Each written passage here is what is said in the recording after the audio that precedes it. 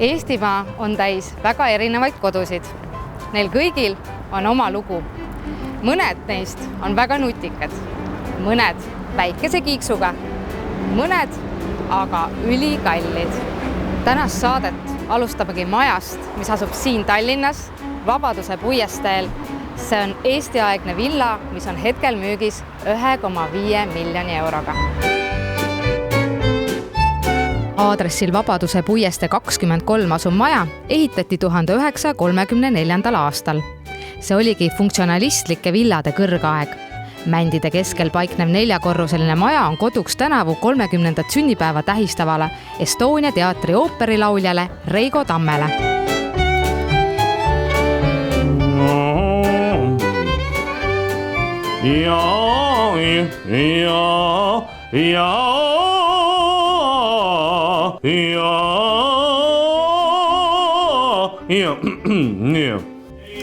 Läheme vaatame, kuidas maestro tööd teeb.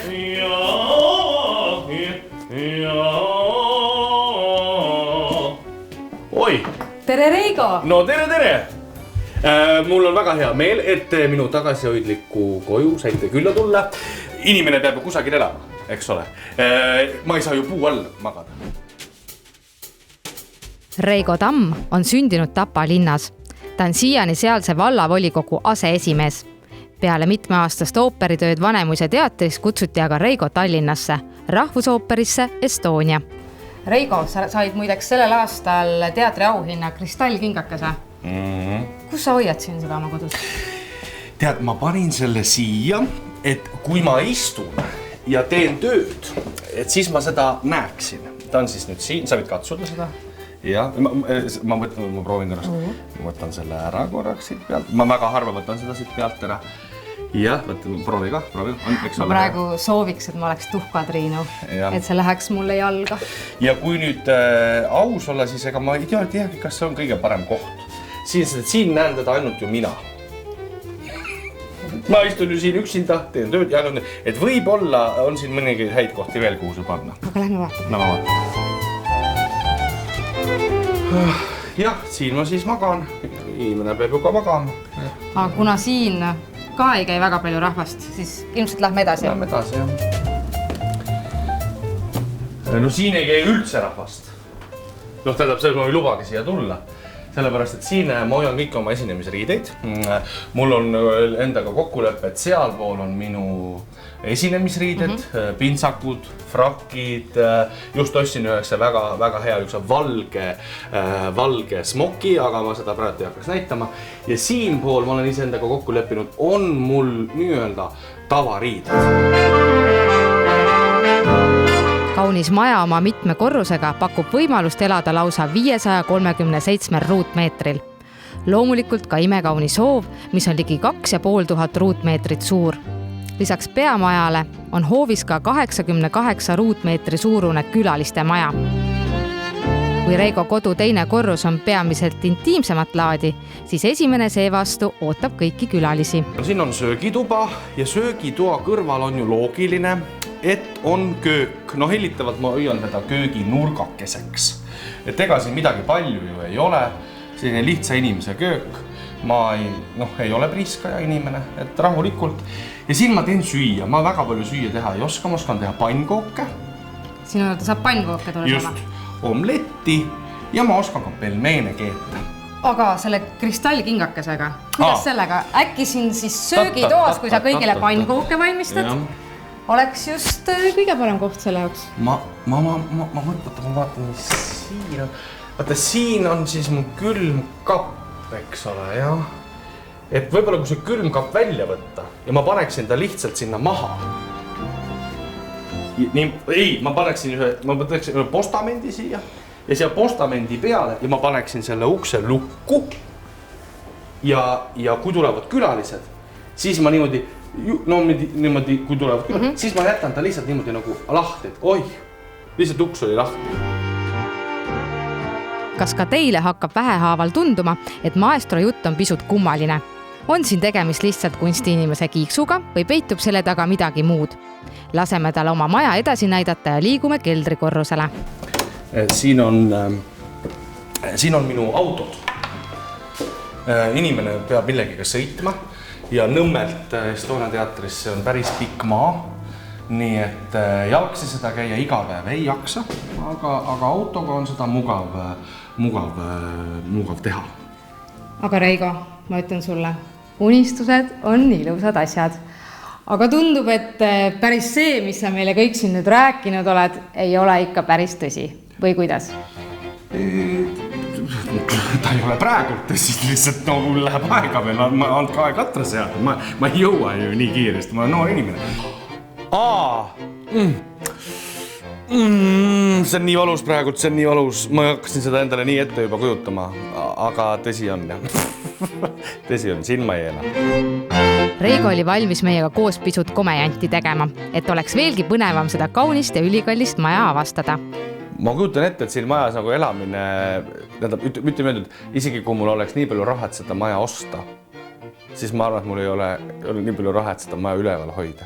Nii et sellise maja üleval hoidmine, et see tõesti oleks et ilus ja väärikas ja et aed on korras ja bassein on korras ja soe vesi ja et on puhastatud, et siis ma arvan, et selleks peab ikka ropurikas olema. Aga mul on hea meel, et selliseid rikkureid Eestis meil on olemas, aga mina kahjuks nende hulka ei kuulu.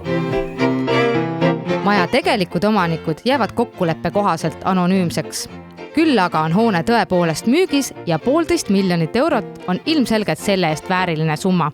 Mida ütlevad aga maja kohta spetsialistid? See maja on siis 20. Eestisse jõudnud funktsionalistlikus stiilis ja oma olemuselt siis Nõmme villa paljudele teistele sarnastele majadele siin väga lähedane. Tollel ajal jah, neid maju siis suutsid tellida kas vabrikandid, ärimehed, jõukamad inimesed. Ja see sama kabinet, kus me oleme, ma kujutan ette, et kunagi, kui ma saan ka hästi rikkaks, siis tegelikult sellises kabinetis oleks tegelikult väga, ma kujutan ette, väga hea oma tööd teha. Et minu jaoks oleks siit puudu ainult klaver. Ütleme, et selle osa siit, need lauad ja toolid, ma asendaksin ühe sellise väiksema tiibklaveriga. Aga muidu see ruum mulle, kui ma siia astusin, sümpatiseeris enim. 1930. aastatel oli tegemist Tallinna esimese elumajaga, milles asus ka garaaž. Samas ülejäänud kelder leidis algusaastatel kasutust vaid kartuli ja muude juurikate hoidlana. Tänasel päeval asub seal aga koduspa ja jõusaal. Ülejäänud maja on aga võimalikult algupäraselt taastatud. Tollel hetkel oligi see modernistlik stiil või funktsionalistlik stiil selline moodne, mida uue vabariigi loomisel võeti omaks, et mitmed arhitektid võtsid selle kohe omaks, et mitte lähtuda vanadest Balti-Saksa ja Peterburi mõjudest, siis oli väga tihti nii, et tellija sisustas maja, tellis maja sisustuse hoopis teist laadi, et ka siin majas on kontrastiks see, et väljast on ta täis funktsionalistlik, kuid sees me näeme klassikalist ja antiiksemat joont. Kui täna andsime võimaluse ooperilauljale Reigo Tammele unistada, kuidas oleks elada sellises villas, siis kas tegelikult kannataks ka lavatööga miljoneid kokku ajada? Tegelikult ooperi lauljate honorarid maailmas on päris suured.